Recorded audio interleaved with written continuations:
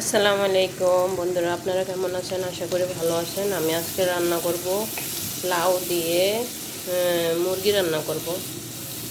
তো এখন আমি পেঁয়াজটা ভেজে নেব, আর মুরগিটা আর লাউটা একটু ভেজে নিয়েছি। তারপরে আমি দিয়ে দেব একটু গরম মশলা, আস্তা মশলা, দিতে মনে নেই, এখন দিয়ে দিলাম পেঁয়াজের সাথে।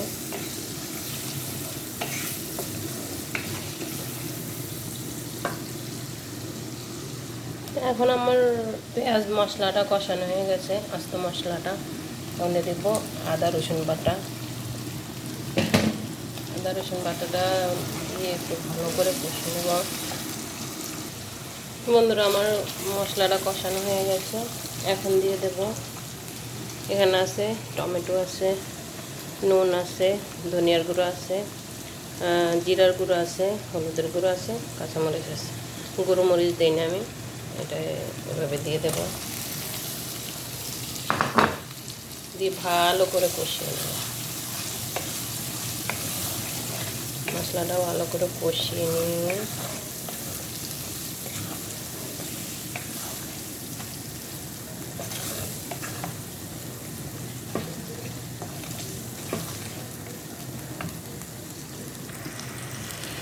মশলাটা যাতে পুড়ে না যায়, আমি একটু পানি দিয়ে দেবো।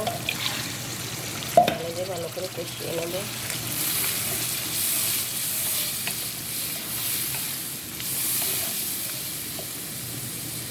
ভালো করে কষুক, আসছে।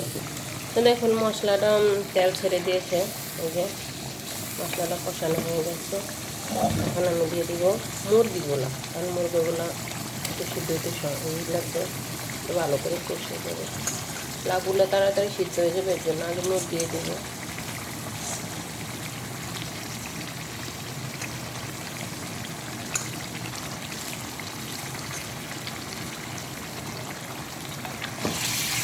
লাউ অল্প একটু, মুরগি বেশি।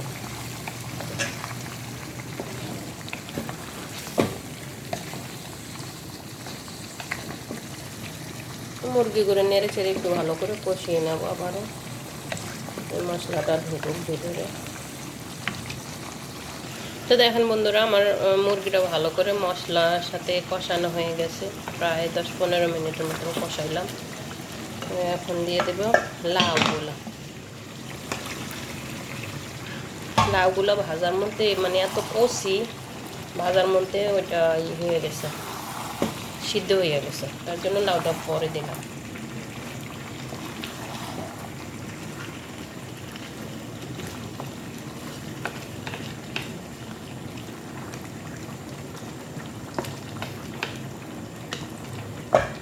একটু এটাও ভালো করে কষে নিই। তো বন্ধুরা, এখন আমি পাতিলে নিয়ে নিলাম, কারণ কড়াইতে থাকলে ঢাকতে ঢাকতে মানে ঢাকনা দিতে খুব সমস্যা হয়তো। এখন দিয়ে দেবো গরম ঝোলের জন্য গরম পানি।